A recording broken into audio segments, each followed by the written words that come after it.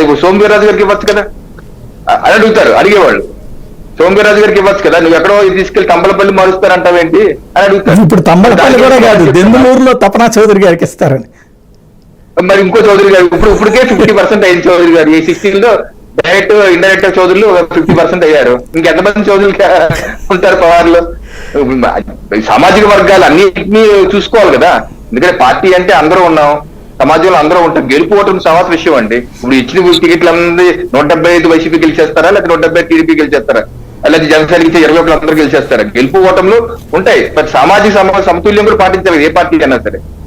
అలాగే ఇప్పుడు నరసాపురం తీయాలనుకుంటే మరి ఆయన పార్టీ కార్యకర్త దశాబ్దాలుగా ఉన్నారు. ఇప్పుడు మిలిటరీ సంబంధించి కూడా నేషనల్ ఎక్స్ సర్వీస్ మెన్ కన్వీనర్లు వీళ్ళు కూడా మెయిల్ చేశారు నడ్డా గారికి, మోడీ గారికి. అది మార్చడానికి వీల్లేదు, మారిస్తే దేశం కోసం ధర్మం కోసం పనిచేస్తున్న పార్టీ మీది, మీరు దేశం కోసం త్యాగం చేసి పనిచేసేటువంటి ఎక్స్ సర్వీస్ మెన్ టికెట్ ఎలా తీసేస్తారు, మీరు తీసేయద్దు, మేము అక్కడ పనిచేస్తాం, గెలిపించి చూపిస్తాం అని చెప్పి వాళ్ళు లేఖలు రాశారు, మెయిల్స్ పెట్టారు, ట్వీట్ కూడా చేశారు. ఎన్ని రిప్లికేషన్స్ వస్తాయి. ఒక నరసాపురం మార్చాలంటే వైజాగ్ ఎందుకు ఎవరు జీవీఎల్ కి బ్రాహ్మణ సామాజిక వర్గం కాంపోజిట్ చేయొచ్చు కదా. అక్కడ అన్ని త్యాగాలు ఇల్లే చేయాలా? మన పరిపూర్ణ స్వామి గారు చెప్పినట్టు అన్ని త్యాగాలు అందరూ చేరి మీరేం త్యాగాలు చేయరా అని అడుగుతారు. మళ్ళీ పరిపూర్ణ స్వామి గారు వచ్చి అక్కడ వైజాగ్ త్యాగం చేయొచ్చు కదా, జీవీఎల్కి ఇవ్వచ్చు కదా. అక్కడ ఎన్ని వస్తాయి, ఎన్ని మరి నాకు తెలిసి అయితే ఏ మార్పులు చేర్పులు ఉండవని చెప్పి నేనైతే